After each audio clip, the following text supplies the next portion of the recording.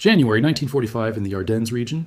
A medic known as Corporal Daniel Strickland had been taken prisoner during a disorderly withdrawal near Baston when his medical station was overwhelmed before defensive lines could be restored. He was confined for 3 days inside a farmhouse basement located behind German-controlled territory. During that period, a Wehrmacht intelligence officer identified as Hauptmann Erich Fogg repeatedly questioned him about the positions and strength of American forces in that sector. Strickland did not possess that kind of operational knowledge, as medics were not typically given access to tactical deployment details beyond their immediate medical post. Fogg refused to accept this. On the second day, for a duration of 3 hours, he applied methods intended to extract information regardless of whether the prisoner actually had it or not. His assumption was that any individual would eventually surrender information once physical suffering became intense enough. Strickland did not provide usable intelligence because none existed within his knowledge to give. What he eventually spoke consisted of broken fragments, formed under extreme exhaustion and pain, inconsistent and unreliable, produced under coercion rather than genuine recollection. 2 days later, the farmhouse was retaken. Fogg was captured alive, and officers recovered written records detailing his interrogation practices in a precise, structured format designed for instructional use within his unit. Within 6 hours of the site being secured, General Patton arrived at the farmhouse after receiving an initial report describing what had occurred to the medic. He entered the same basement room and sat opposite Fogg, remaining largely silent for the first 20 minutes, observing without interruption. Before addressing what followed, Strickland had been 23 years old at the time of his capture. He served as a combat medic attached to an infantry unit that had been forced into retreat during the opening phase of the German offensive through the Ardennes. He had chosen medical service deliberately, avoiding carrying a weapon due to beliefs rooted in his religious upbringing. He had remained with his unit for nearly 8 months before the aid station was overrun near Baston amid the confusion of retreat. The recovered documents written by Fogg, found alongside him at capture, described each stage of the interrogation in a manner resembling a clinical log rather than a personal account.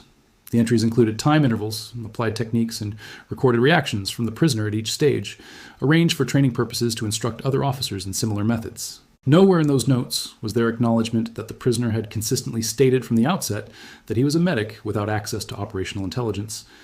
Instead, those statements were treated as resistance to be broken, rather than a factual limitation that should have ended the questioning. Patton had the documents fully translated before entering the basement. According to his aide, who documented the process, he reviewed every page twice before confronting Fogg. During the first 20 minutes in the cellar, he did not refer to the papers at all. He maintained silence while observing Fogg, who was restrained at a small table until Fogg eventually initiated speech. Through an interpreter, Fogg claimed his actions were consistent with accepted interrogation standards outlined in his training. He argued that although the methods were harsh, they were no different in principle from those used by military intelligence units on both sides during periods of urgent operational pressure when standard questioning was considered insufficient. Patton allowed the full statement to be completed without interruption. Only after the last words did he respond, and he did so with a single, precisely framed question. He asked what exactly Strickland had said in detail during the moments when the interrogation methods were at their most severe in that 3-hour period. Vogt answered immediately.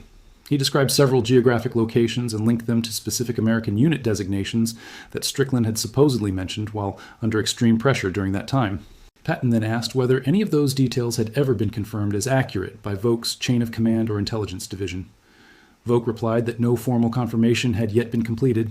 He explained that verification was treated as a separate responsibility, handled by a different intelligence section, while his role had been limited strictly to obtaining information, not evaluating its truth. Patton responded in a steady tone that he had already verified the material himself. He stated that he had used Vogt's own written and signed records, comparing them carefully against documented American unit positions maintained by Third Army intelligence throughout the campaign.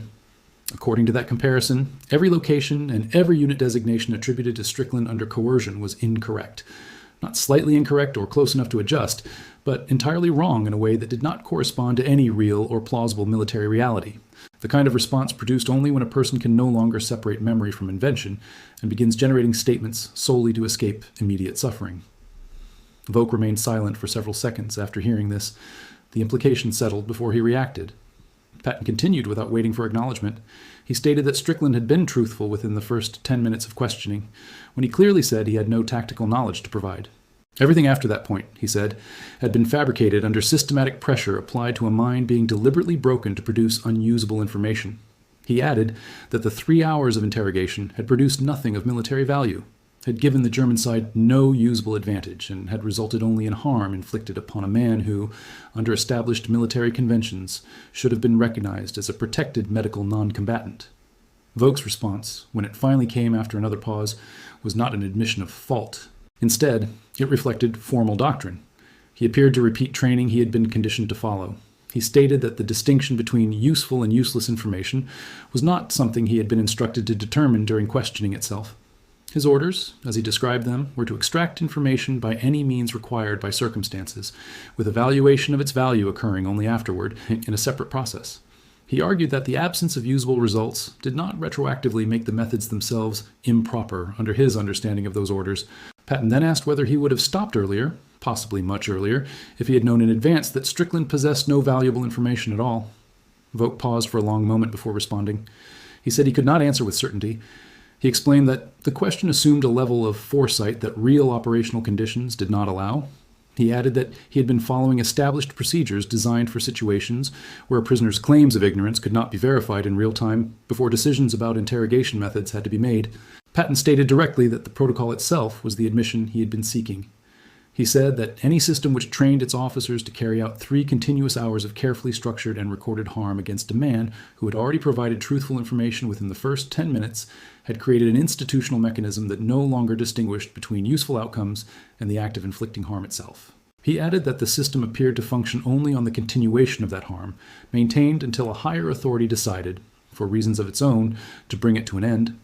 After that, Vogt's written records were read back to him in full German by the same interpreter who had earlier translated them for Patton's review. Every timestamp, every procedural note, every method entry was included without omission. After each section, Vogt was asked whether he still affirmed what he had written. He confirmed each part without hesitation. He did not challenge, reinterpret, or soften any portion of his own documentation.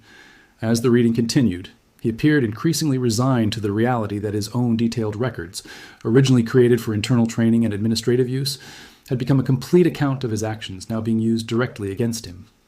The same interpreter who had first translated the notes into English for Patton now read them aloud again in German, returning them to their original language as part of the formal process. Vogt was later placed under formal proceedings related to war crimes concerning the documented treatment of a protected medical prisoner under laws both sides had claimed to observe. His own notes were introduced as the primary evidence, requiring no additional witnesses beyond Strickland's written statement. Strickland's statement confirmed that the written record closely matched his recollection of what had occurred during those 3 hours, even though his memory remained incomplete and fragmented due to the trauma experienced. Legal officers involved in the proceedings later observed that reliance on the accused individual's own documentation was unusual, since similar cases typically depended on testimony from victims and witnesses, which could be contested on grounds of trauma or reliability. In this case, no such opening existed, as the written record itself effectively established responsibility before any formal trial began. Corporal Strickland survived and was evacuated for treatment of both physical injuries and the psychological consequences that followed. He later stated that the psychological effects required significantly more time to address than his physical recovery. Before evacuation to a rear medical facility, he provided an official statement to military investigators, confirming that Vogt's written account aligned closely with what he remembered. He also noted that certain precise details recorded in the notes could not be fully confirmed by him due to the condition he had been in during the most severe part of the interrogation, creating a gap between recorded documentation and personal recollection that investigators found consistent with the circumstances of the case. Patton's aide later recorded a final detail from the cellar after the formal questioning ended. Patton stood silently for several moments, observing the room. He then asked for the exact position where Strickland had been held during the most intense portion of the 3 hours. When shown the location near the small window, Patton moved to that spot and stood there briefly before leaving the farmhouse. The question remained whether the absence of any usable intelligence made the methods even more indefensible, or whether the moral and legal judgment against torture stood entirely independent of any results it produced. End of report. Please leave your thoughts about this content in the comments below. Thanks for watching. See you in the next one.